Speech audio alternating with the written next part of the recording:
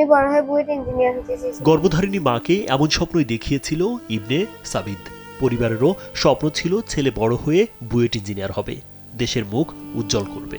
মেধা স্বাক্ষর রেখে প্রাথমিক বৃত্তি পরীক্ষায় ট্যালেন্ট ফুলে বৃত্তিও পেয়েছে সে।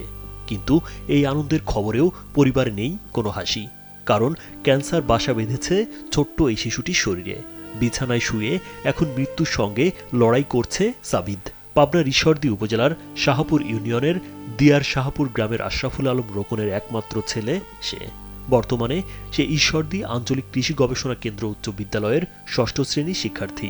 আমি ক্যান্সার গবেষণা ইনস্টিটিউট থেকে বর্তমানে চিকিৎসা নিচ্ছি। আপনারা সবাই আমার জন্য দোয়া করবেন, আমি যাতে খুব তাড়াতাড়ি সুস্থ হয়ে যাই। 5+ স্টার রেটিং প্রাপ্ত দেশের সর্বোচ্চ বিদ্যুৎ সাশ্রয়ী ওয়ালটন এসি স্মার্ট কমফোর্ট এখন নেক্সট লেভেলে। সাবিদের বাবা আশরাফুল আলম রোকন রূপপুর পারমাণবিক বিদ্যুৎ প্রকল্পের একজন শ্রমিক। একমাত্র ছেলের চিকিৎসার ব্যয় মেটাতে দিশেহারা বাবা।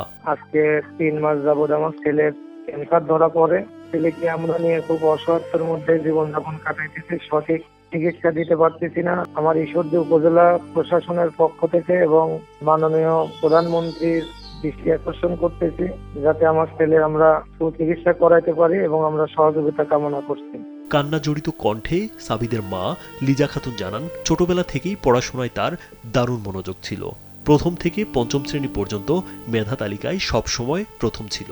গত এপ্রিল মাসে প্রাথমিক বৃত্তি পরীক্ষায় অংশ নেওয়ার পরই হঠাৎ অসুস্থ হয়ে পড়ে সাবিদ। এরপর চিকিৎসকের শরণাপন্ন হলে বিভিন্ন পরীক্ষা নিরীক্ষার পর তার শরীরে ক্যান্সার ধরা পড়ে। একমাত্র ছেলের এই অনিশ্চিত জীবন নিয়ে স্তব্ধ যেন পুরো পরিবার। ক্লাস 1 থেকে 5 পর্যন্ত পড়ছে, কোনোদিন আমি বলি নাই সাবিদ তুমি পড়ো। ও ছোটবেলার থেকে ওর খুব ইচ্ছা যে আমি বুয়েট ইঞ্জিনিয়ার হব। যখন ও শুনলো যে ও ট্যালেন্ট পুলে বৃত্তি পাইছে, ও কি কান্না করতেছে। ও কান্না করতে করতে ওর বালিশ ভিজে গেছে। আমি তো বুঝতেছি যে ওর কোথায় কষ্ট হচ্ছে।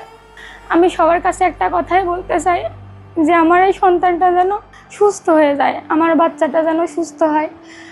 আপনারা সবাই দোয়া করেন আমার বাচ্চাটা যেন সুস্থ হয়ে যায়। আসলে আজকে 3টা মাস ধরে আমরা জীবনের সাথে যুদ্ধ করতেছি। আমার ছোট্ট বাচ্চাটা জীবনের সাথে যুদ্ধ করতেছে। মেধাবী এই শিক্ষার্থীর এমন আকস্মিক অসুস্থতায় হতবাক প্রতিবেশী ও স্বজনরা। তাই সরকার ও সমাজের বিত্তবানদের এগিয়ে আসার আহ্বান জানান তারা। সাবিদ পড়াশোনাতে খুব ভালো একজন ছেলে ছিল। সাবিদের জন্য সবাই দোয়া করবেন। সরকারের কাছে একটাই আবেদন, যেন ওর চিকিৎসার ব্যবস্থা যেন তারা সুন্দরভাবে করে দিতে পারে। আমরা যে হয়রানিটা হয়েছে ওর চিকিৎসার জন্য, পরবর্তীতে যেন এই হয়রানিটা আমাদের না হতে হয়। মাননীয় প্রধানমন্ত্রীর কাছে দৃষ্টি আকর্ষণ করছি, সেজন্য সর্বোচ্চ চেষ্টা করে আমার বোনের ছেলেটা যেন আগের জীবনে ফিরে আসে।